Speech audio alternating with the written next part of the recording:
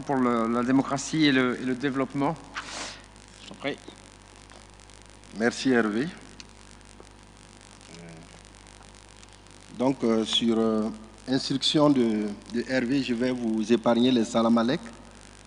Donc je vais demander juste de projeter le PowerPoint, c'est juste 4 slides. Et c'est des données.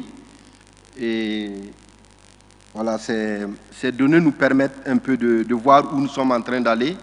Et ça peut nous permettre aussi de trouver des solutions, ça peut nous permettre de nous remettre en cause. Et je parle particulièrement des insurrections armées locales, puisque c'est de ça il s'agit.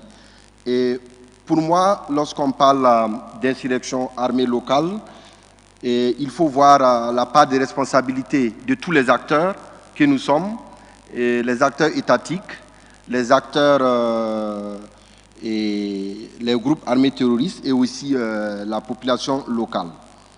Et donc, pour moi, nous avons vu une évolution de la menace tendre de la menace terroriste vers la menace insurrectionnelle, et qui est probablement une autre forme plus pernicieuse, parce qu'avec cette menace insurrectionnelle, on est en train de communautariser le terrorisme, et que je pense qu'il est peut-être temps et il est peut-être opportun effectivement de comprendre le phénomène et aussi de l'étudier au cas par cas.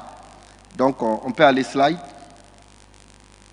Alors c'est une carte qui montre différents phénomènes, et ces phénomènes partent des zones où on a des protestations, des tensions sociaux, aux zones où on a des conflits et des clashs entre les groupes armés terroristes et les forces de défense et de sécurité. Et ces cartes nous montrent que, au départ, ça commence par des protestations, ça commence par des tensions locaux, des conflits non résolus, et après on se retrouve vers des zones de conflit plus complexes à résoudre, et donc on se retrouve avec des populations qui s'insurgent contre le pouvoir étatique, contre le pouvoir central, et d'où qui nous donne beaucoup plus de fil à retordre. On peut aller, slide. Alors ça nous fait la comparaison entre c'est une carte qui montre l'état des victimes civiles et des victimes au niveau des 3 pays, le Mali, le Burkina et le Niger. Et nous avons aussi les violences intercommunautaires. Et quand vous regardez les zones qui sont tachées, c'est les zones où on retrouve toutes ces formes de violence.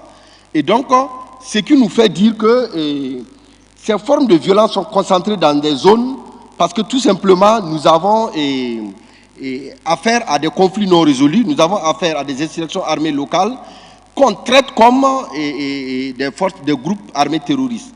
Alors pour nous, nous pensons que pour trouver la solution, slide, pour trouver la solution à cette crise, il est quand même important, oui, on peut aller, slide, il est quand même important d'arriver à faire la part des choses entre les insurrections armées locales et les groupes armés terroristes djihadistes purement.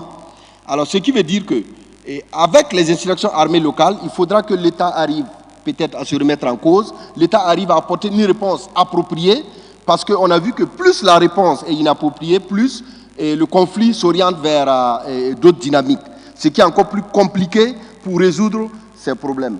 Slide. Et bon, c'est bon, donc, je pense que j'ai tenu 5 minutes. Merci.